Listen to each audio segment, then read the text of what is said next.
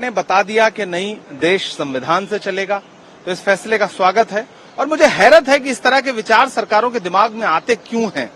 कौन सी मानसिकता है जो सरकारों को इस तरह के काम करवाने के लिए प्रेरित करती है। मुझे हैरत है। समाज, खासतौर से हरिद्वार से लेकर के दिल्ली तक आप इस रूट पर निकल जाइए तो क्या हिंदू क्या मुसलमान सब कांवड़ यात्रा का स्वागत करते हैं, यात्रियों का स्वागत करते हैं, उनके लिए कैंप लगाते हैं।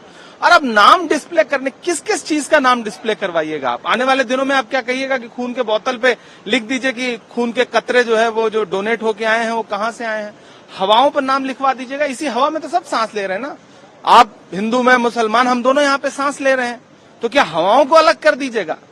इसका भी डिस्प्ले करवाइएगा। ये बहुत ही खतरनाक साजिश है समाज को बांटने की। आज आप मुसलमानों को चिन्हित करके नाम प्लेट लगवा रहे हैं, कल आप दलितों का लगवाएंगे, परसों पिछड़ों का लगवाएंगे।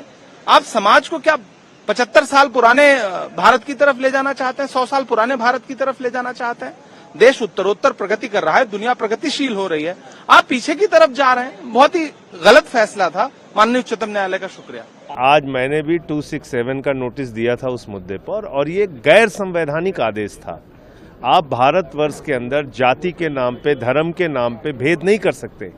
तो आप ऐसे फरमान जारी कर रहे हैं जो कभी हिटलर के ज़माने में नाजी शाही का जो शासन था वो आप हिंदुस्तान में लागू करना चाहते हैं।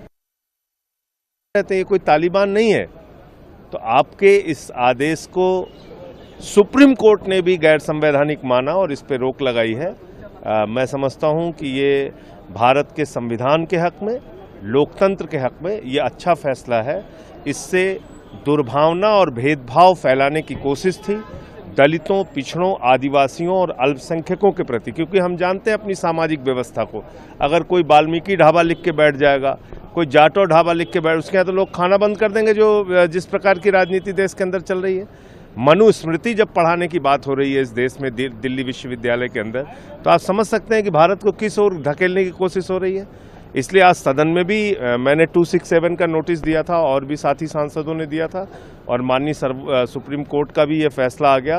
तो मैं समझता हूं कि ये भारत के संविधान के हक में फैसला आया। मेरे ख्याल सुप्रीम कोर्ट का बहुत सही फैसला है। इसका बहुत दूरगामी संदेश जाएगा और देश में जो एक समरसता है और जो सामाजिक एकता वो कायम होगी, और एक बेवजह का जो विवाद ये छेड़ा गया राजनीतिक फायदे के लिए, वो समाप्त हो जाएगा। तो मैं सुप्रीम कोर्ट का धन्यवाद करना चाहता हूँ कि उसने बहुत अच्छा जो है निर्णय अभी तक लिया है। सर, ये जो फैसला है फिलहाल स्टे, आपको लगता है कि सुप्रीम कोर्ट इस फैसले को आगे भी बरकरार रखेगा? वो जगह उन्होंने इनिशियली फैसला दिया है तो सोच समझ के दिया होगा। तो मुझे लगता है कि ये बहुत एक जो है सही और उचित कदम है जो सर्वोच्च न्यायालय ने लिया है। फैसला बहुत गलत था और मुझे खुशी है माननीय न्यायालय ने इस मामले को संज्ञान लेते हुए एक बहुत महत्वपूर्ण फैसला दिया है, क्योंकि माननीय न्यायालय इस बात को कभी नहीं देख सके देश के अंदर सांप्रदायिक सौहार्द बिगड़े, देश की जो संविधान की मूल भावना उसके विरुद्ध कोई काम हो।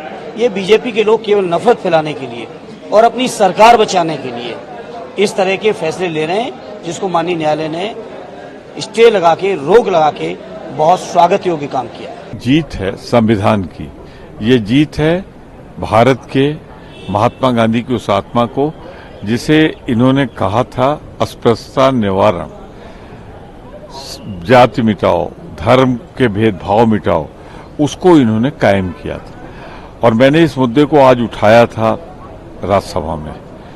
तो सुप्रीम कोर्ट के इस फैसले का मैं स्वागत करता हूं। इसने संविधान की रक्षा की है। मैं सुप्रीम कोर्ट के इस निर्णय का बार बार स्वागत करता हूं।